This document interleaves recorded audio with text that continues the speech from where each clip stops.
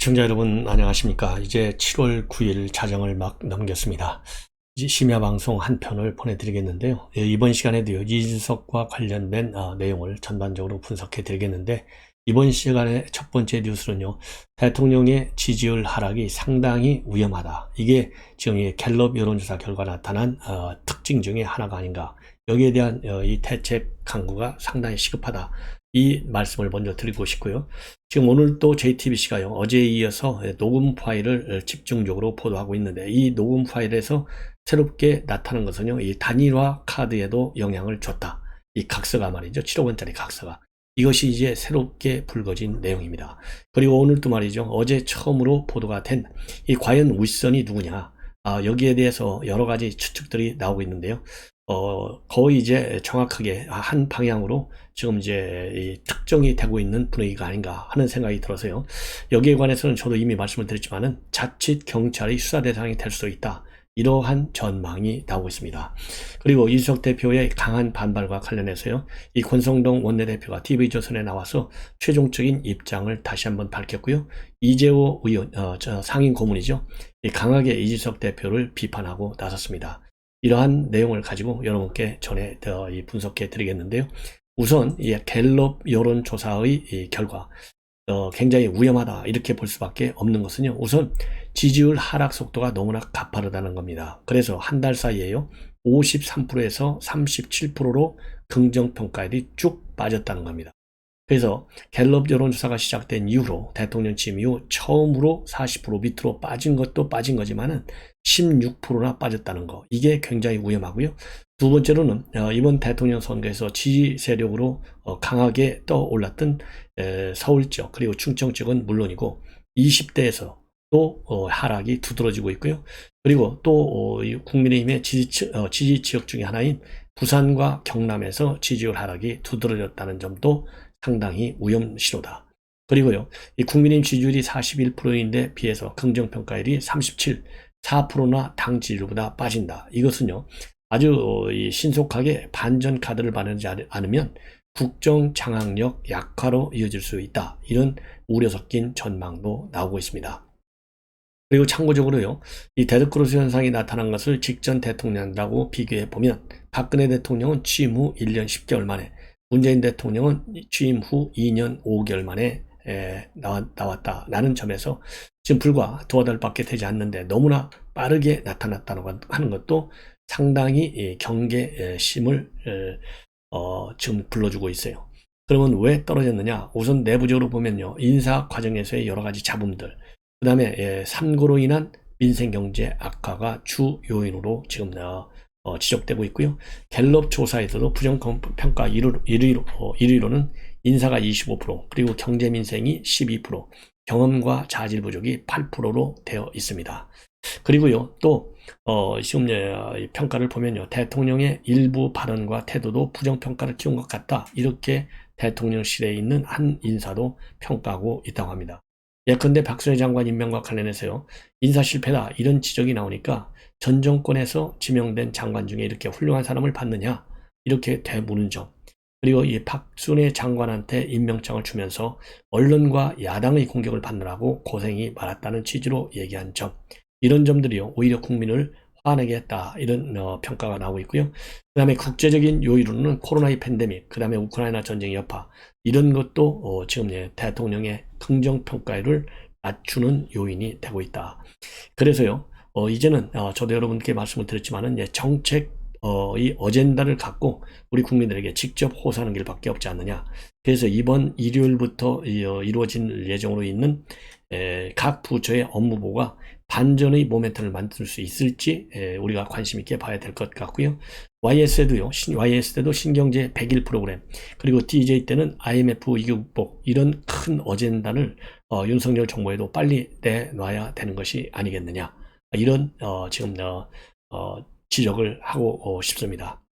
그리고 특히 말이죠, 윤석열 대통령이 지난 4일날 데드크로스에 관해서 내가 선거운동 때도 지지율 같은 거 별로 유념하지 않았는데 별 의미가 없다, 이러한 지적, 이런 발언도 이제 대통령 본인도 상당히 주의를 해야 된다라는 이 정치권에서의 지적이 상당히 많이 떠오르고 있습니다. 자, 이번에는요, 집권여당 초유의 지도부 공백 사태가 지금 벌어지고 있지 않습니까? 그래서 지금 당내에서는 조기 don대로 가느냐, 비대위체로 가느냐, 이러한 향후 선택 시나리오와 관련해서 11일 날, 매주 월요일이죠, 의원총회를 열어서 이제 방향을 정리할 예정으로 있는데요. 자, 그러다 보니까 지금 현재로서는 백가쟁명식 주장이 나오고 있습니다. 자, 그래서요, 지금 그런 상황에 있고, 그 다음에는요, 이번에 그러다 보니까 지금 이 권성동 원내대표가 내가 이제 권한 대응으로서의 역할을 하겠다. 그래서 빨리 당을 정상으로 돌려놓겠다. 이러한 입장을 내놨는데요. 오늘 밤에 TV조선에 출연을 해서 얘기한 거 몇 가지만 말씀을 드리면, 자, 우선 말이죠. 이 대표는 윤리 결정을 수용하라. 그리고 자중자애하라. 그리고 어떻게 하는 게 당을 위한 길인지를 심사숙고하라. 이런 주장을 내놨습니다. 그리고 윤리를 나라로 따지면 사법부 역할을 하는 곳인데 사법부 결정에 대해서는 돌이킬 수 없다. 그리고 이준석 대표도 당을 사랑하는 분이고 당은 당규의 규정을 너무나 잘 알고 있고 윤리의 규정을 돌이킬 수 없다는 것을 잘 알고 있다. 시간이 지나 곰곰이 생각해 보면 이런 당 윤리의 결정을 수용하는 것이 본인의 장래를 위해 좋겠다. 그리고 당내 의원들의 분위기는 윤리 결정이 기정사실화됐으니 수용하는 게 맞다라고 하는 것이 다수의 생각이다. 그래서 11일 의원총회를 열어서 수습하겠다. 그리고 의원총회 개최 배경과 관련해서는요, 우리 모두가 하나가 돼서 하나로 단합이 돼서 윤석열 정부가 성공할 수 있도록 뒷받침을 하고 또 경제 난국을 돌파할 수 있도록 당의 역량을 하나로 모으다는 취지에서 의원총회를 개최하게 됐다. 이렇게 밝히고 있습니다. 그리고 6개월 동안 권성동 원내대표가 직무대행을 하고 대표로 새로 뽑을 필요가 없느냐 이런 질문과 관련해서는요. 당헌 당규 해석상 그렇다면서도요. 최고위원들이 일괄 사표를 제출해서 최고위 자체가 와야 되면 그건 별다른 문제라고 생각한다. 다만 오늘 몇몇 분들과 비공개 간담회를 가졌는데 그런 뜻은 없는 것 같다. 그래서요. 최고의 해체를 통해서 자동적으로 지휘부를 해산시켜가지고 새로운 지도체제를 갖추는 거 이거는 고려의 대상이 아니라는 점을 분명히 하고 있습니다. 그리고 최고위원회 연대 책임이 있지 않느냐 이런 당내 혼란과 관련해서요. 이런 연대 책임론 제기에 대해서는요. 그건 최고위원 각자들이 알아서 판단할 문제다. 예, 그래서 이 문제는요, 이 최고위의 연대 책임하면 최고위 이제 해산해야 되는 거 아니냐, 전원 사퇴해야 되는 거 아니냐, 그러면 새로운 지도부를 구성해야 되는 거 아니냐, 이런 시나리오에 대해서는요, 이 권성동 원내대표가 분명하게 반대 입장을 확고하게 가지고 있는 것으로 보이는 대목입니다. 그리고 윤석열 대통령과의 소통 여부에 대해서는요, 특별하게 통화는 하지 않았다라고 밝히고 있어요. 그리고 구체적인 당내 혼란 수습 방안에 관해서는요, 당원들을 향한 호소와 탄압, 윤석열 정부와 일체라는 인식을 심어주는 것 외에는 특별한 방법이 없다. 당내 갈등 상황으로 국민 여러분께 심려를 끼쳐드렸고 당원들에게 우려와 걱정을 드렸고 당 지도부 일원으로서 송구하다는 말씀밖에 드릴 수가 없다. 그래서 사과의 뜻을 밝혔습니다. 자, 이러한 상황인데요. 오늘 이재호 상임 고문 그리고 이상민 의원 각자 두 분 다 이제 여야의 원론인데요. 이준석 비판에는 의견이 같습니다. 먼저요, 이재호 상임 한마디로 얘기해서 이 두 분 다 철이 없고 비겁하다 이렇게 비판하고 있어요. 그리고 이 상임 고문의 경우에는요, 이재호 상임 고문의 경우에는 내가 이준석 대표가 대선에서 이기고 지선에서 이겨서 큰 공을 세웠는데 장수는 큰 공을 세웠을 때 물러나야 미래가 있다. 정권도 바뀌었으니까 새 술은 새 부대에 담아라. 이렇게 본인이 조언했다는 점을 이 언론에 밝히고 있어요. 이렇게만 했으면 이 꼴도 안 나고 이준석은 큰 인물 진짜 지도자가 됐을 것이다. 그럼에도 불구하고 대표 자리에서 물러날 것 같지 않다는 거 이런 전망과 관련해서는요. 애 하나 꼬장 부리는 것 같다라고 해서 굉장히 직격적인 표현을 쓰고 있어요. 그리고 이준석 대표가 윤핵관과 각을 세운 것과 관련해서는요. 철이 없어서 그렇고 윤핵관이 별것이 아니라고 생각할지 모르겠지만 대통령 마음은 그렇지 않다. 대통령이 이준석을 더 믿겠는가? 윤핵관을 더 믿겠는가? 그러니까 전혀 헛다리 짚는 거다 지금 이런 비판을 하고 있어요. 그리고 이상민 의원도 마찬가지입니다. 7억 원 투자 유치 각서를 써준 거에 대해서요. 가장 유의미한 자료다. 7억 원을 어디 유치하겠다면 훌륭한 얘기고 미담이지 않나. 표창장을 줘야 될 일인데 그걸 왜 각서를 쓰나. 매우 이례적이고 이상하고 분명히 뭔가 캥기는 게 있는 것이다. 그리고요. 대선 지선 딱 끝났을 때 선거도 승리했겠다. 그때 딱 이 대표가 다른 명분으로 그만뒀어야 했다. 이렇게 정치적으로 해결했어야 됐다. 이렇게 의견을 내세우고 있는데요. 그야말로 대선 지선이 끝나고 나서 이준석 대표가 내가 이 정도면 소임을 다 했습니다. 더 이상 욕심 부리지 않고 저는 이 국민의힘을 다 일으켜 세웠다. 이렇게 하고 나왔으면 훨씬 더 큰 정치적 이 커리어를 갖고 나갔을 텐데 오히려 욕심을 내고 이제는 내 정치를 하겠다. 이렇게 마이웨이를 선언한 거 이런 걸 갖다가 두 분이서 공통적으로 지적하고 있는 그런 특징을 보이고 있다고 볼 수 있습니다. 자, 더군다나 말이죠. 이준석 대표가 이제 불복 입장을 밝혔고 대표로서 할 수 있는 모든 조치는 다 취하겠다. 이렇게 지금 들고 나왔지 않습니까? 이런 것들이 여야 정치권에 상당히 비판적 분위기를 만드는데 일조한 것이 아니겠느냐. 이런 판단이 씁니다. 그리고요, 지금 현재 7억 원 각서하고요, 그 다음에 김성진 대표하고 이준석 대표와의 통화 녹취록 내용, 이것이 이번 징계에서 결정타를 날렸다라는 보도가 지금 압도적으로 많이 나오고 있어요. 이러는 가운데 말이죠, 이제 지금 궁금해지고 있는 것이 과연 이 장모 씨, 그러니까 성접대를 본인이 했다, 이거 아니겠습니까?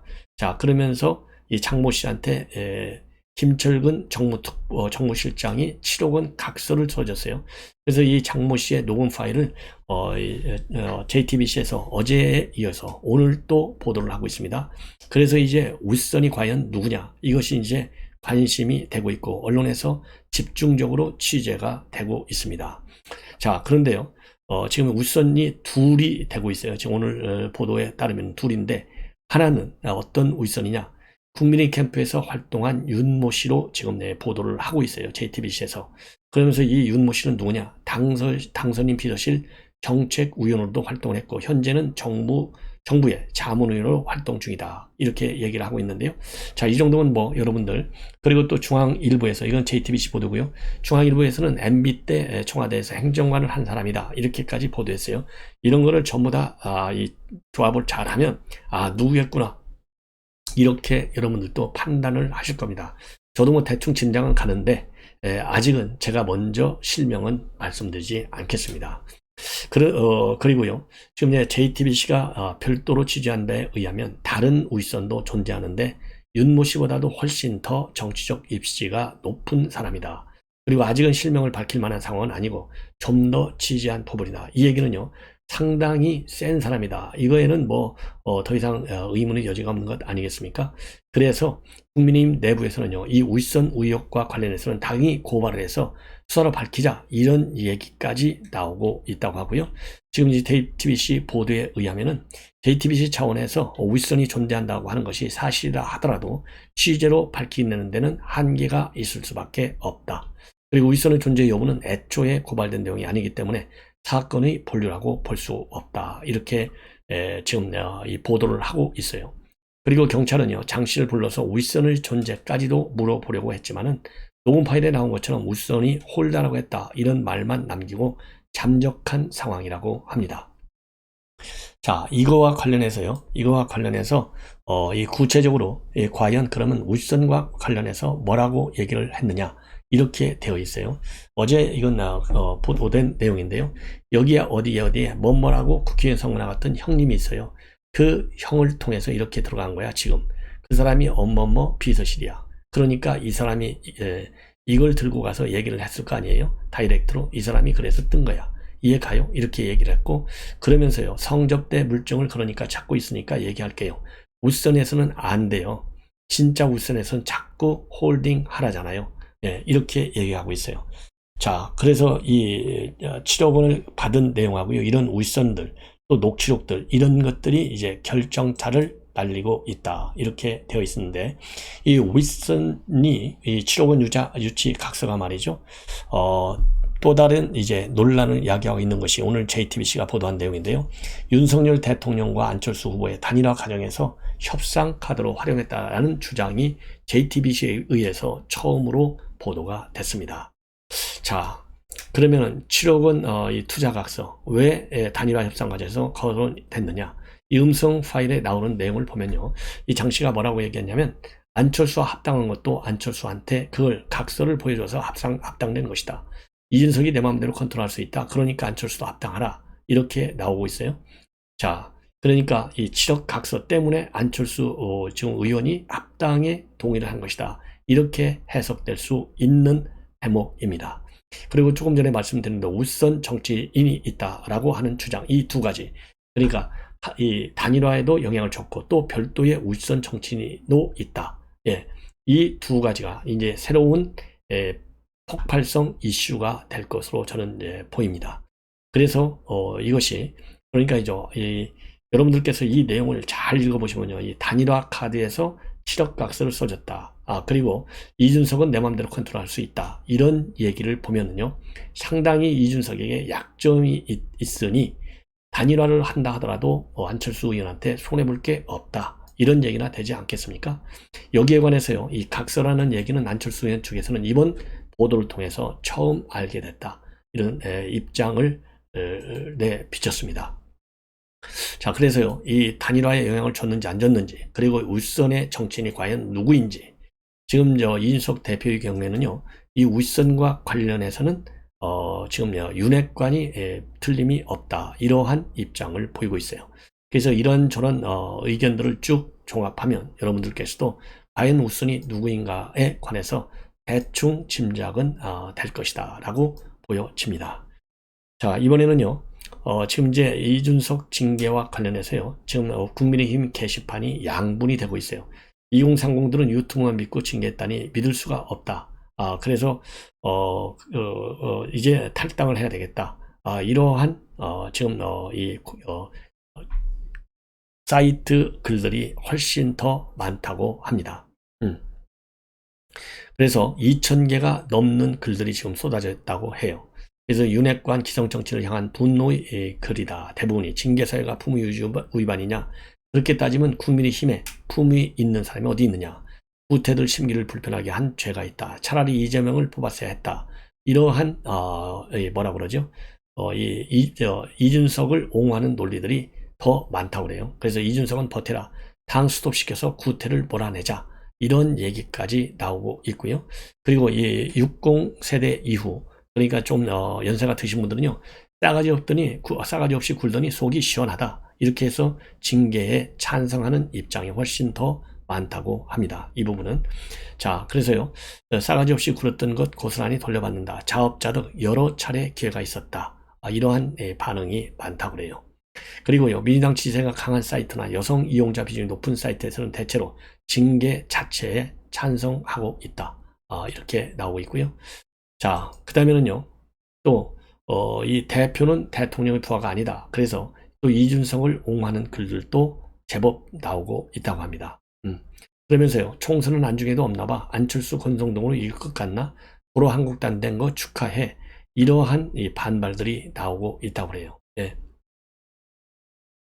그리고요, 또 이준석 계열로 분류될 수 있는 하태경, 김용태, 문성호 의원, 이런 분들은 일제히 이준석, 말하자면 방어하는 논리를 지금 내세우고 있습니다. 그래서 하태경 의원은요, 대선과 지선을 승리를 이끈 당 대표를 물증 없이 심증만으로 징계한 건 부당하고 당에 아무런 도움이 되지 않는다. 당의 명예를 실추시킨 건 극렬 유튜버의 농간에 발맞춘 윤리위다. 이 김용태 최고위원은요, 윤리위가 쿠데타를 이루겠다고 본다. 그리고 문성호 대변인도 아무나 할 수 있는 의혹 제기만으로 당대표를 끌어낼 수 있다면 당의 누군들 끌어내지 못하겠나 라고 반발을 하고 있는 상황입니다. 자, 이렇게 해서요, 여러분들께서 알기 쉽게 이준석 대표와 관련된 보도 내용을 종합적으로 정리해 드렸습니다.